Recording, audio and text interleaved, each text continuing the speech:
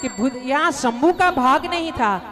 सब देवों ने आकर के भोले महाराज को कैलाश पे मनाया है और कहा है भगवान किसी भी तरह मानिए, दया कीजिए, आप भोलेनाथ हो, आपका यहाँ शांत होना जरूरी है। अगर आप शांत नहीं होगे ना तो ये यज्ञ जो ध्वंस हो रहा है ना उससे आपकी भी नाम खराब होगी। यहाँ भगवान ने, भोलेनाथ ने ध्यान में बैठे थे, गुस्से से उनकी जटा खुली हुई थी और आकाश में बादलों की तरह उनकी जटा उड़ रही थी। वैसे भोले बाबा ने ध्यान से अपने नेत्रों को खोला है और देवों की तरफ देखा है। जो भोले हैं सदा ही भोले हैं, जो सब दिन अपने बच्चों पर कृपा करते आए हैं, जो सब दिन देवों का कार्य करने के लिए अपने आप में मगन रहते हैं, ऐसे भोले बाबा ने आंखें खोली है और आंखें खोलकर देवों को दर्शन दिया है और पूछा है, बोलिए आपकी क्या अर्जी है, क्या अर्जी है जो मैं आपके कौन काम आ सकता हूं, आप बताइए, मैं आपका क्या कार्य कर सकता हूं। भोले बाबा ने जब ऐसा पूछा है तब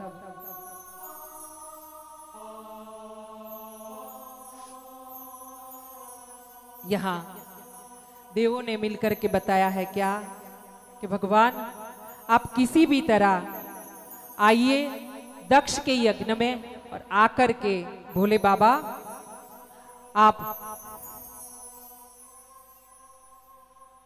ये यज्ञ को ध्वंस होने से बचा लीजिए।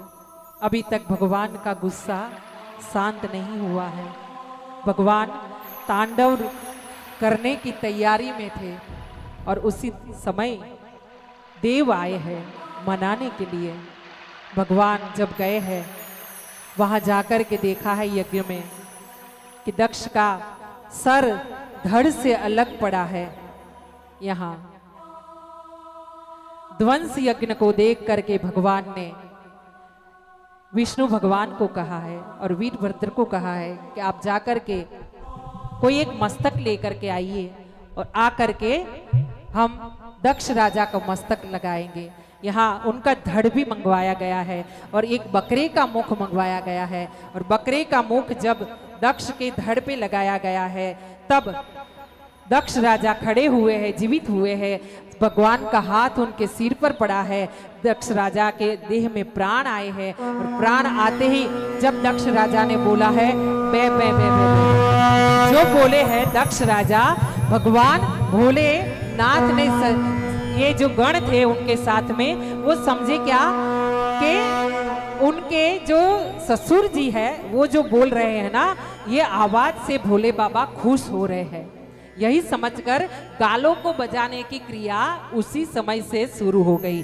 बम बम बम बम बम बम जो हम बुलाते हैं ना भोले बाबा का नाम, हाँ जाकर के जैसे ऐसे करके कभी कभी करते हैं, कभी ऐसे करके बात करते हैं भगवान के सामने।